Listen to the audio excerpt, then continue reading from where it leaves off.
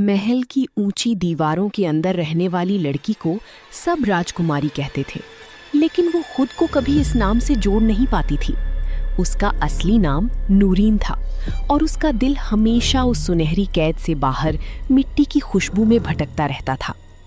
हर सुबह जब महल के दरवाजे खुलते तो नूरीन की नजरें सीधे बाग की तरफ उठ जाती। वो नरम घास पर नंगे पांव चलती, फूलों को छूती और मिट्टी को उंगलियों में लेकर देर तक देखती रहती, जैसे उसमें कोई राज छुपा हो। महल के लोग उसे अजीब समझते थे। एक राजकुमारी को ये सब शोभा नहीं देता, लेकिन नूरीन को परवाह नहीं थी। एक दिन वो महल की सबसे पुरानी माली के पास गई। उसकी दाढ़ी सफेद थी और आंखों में वर्षों की बुद्धिमानी थी। नूरीन ने पूछा, क्या जमीन हमें सुन सकती है? माली ने हल्की मुस्कान के साथ जवाब दिया, जो दिल से बात करे जमीन उसकी हर बात सुनती है। ये शब्द नूरीन के अंदर कहीं गहराई में उतर गए। उस रात कुछ अजीब हुआ। चांदनी असामान्य रूप से तेज थी। नूरीन चुपकी से अपने कमरे से निकली और बाग में आ गई। हवा में एक अजीब सी खामोशी थी, जैसे समय रुक गया हो। अचानक उसके कदमों के नीचे जमीन हल्की सी चमकने लगी। वो सहम गई। फिर एक नर्म धीमी आवाज गूंजी, नूरीन। उसका दिल जोर से धड़कने लगा। कौन है? हम जमीन की आत्माएं हैं। हम कमजोर हो रहे हैं।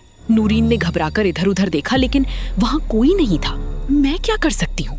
आवाज कुछ पल के लिए चुप रही, फिर बोली, तुम्हें सब कुछ छोड़ना होगा। महल, ऐशो आराम, सब कुछ। अगर तुमने हमारी मदद नहीं की तो जमीन मर जाएगी। नूरीन के हाथ कांपने लगे। ये कोई सपना नहीं था, ये सच था।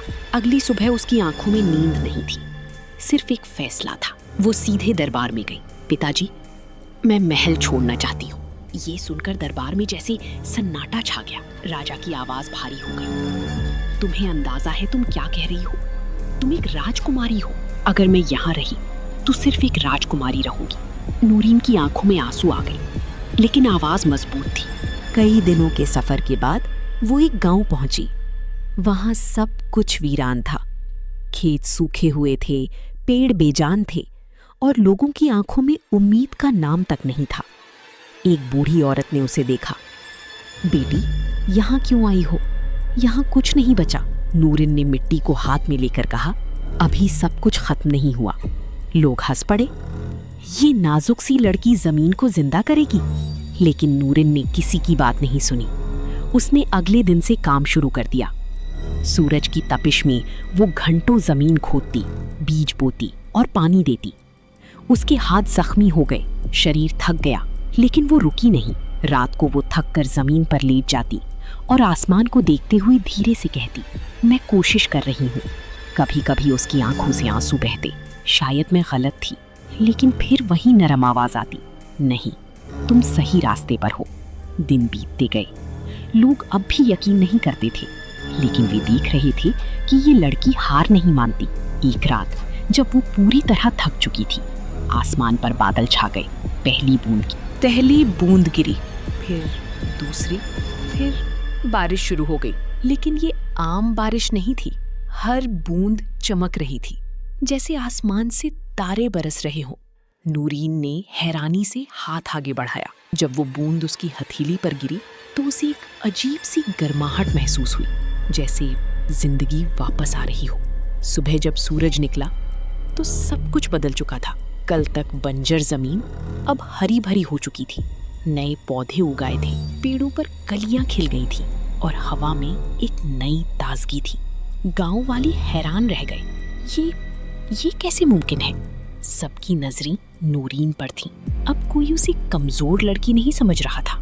कुछ दिनों बाद सच्चाई सबके सामने आ गई कि वो एक राजकुमारी है। लोग उसके कदमों में झुक गए, लेकिन नूरीन ने उन्हें उठाया। मैं तुम जैसी ही हूँ, बस फर्क इतना है कि मैंने सच देर से समझा। समय बीतता गया। गांव पूरे इलाके में सबसे हरा भरा हो गया। दूर दूर से लोग सीखने आने लगे। एक दिन अचानक शाही काफिला गांव में दाखिल हुआ। राजा खुद आए थे। उन्होंने नूरीन को देखा, साधारण कपड़ों में, मिट्टी से भरे हाथ, लेकिन चेहरे पर अजीब सा सुकून। वापस चलो, तुम्हारी जगह महल में है। नूरिन ने धीरे से मुस्कुराकर कहा, मेरी जगह वहां नहीं, यहाँ है जहां जिंदगी सांस लेती है। राजा की आंखों में नमी आ गई। तुमने मुझे सिखाया है कि असली ताकत हुक्म देने में नहीं बल्कि देने में है। वो चुपचाप वापस चले गए। नूरिन वहीं रही। साल बीतते गए। वो अब भी हर सुबह जमीन को छूती, बीज बोती और धीरे से कहती, मैंने तुम ही नहीं छोड़ा। और कभी कभी हवा के झोंकों में उसे वही आवाज सुनाई देती, और हमने भी तुम्हें नहीं छोड़ा।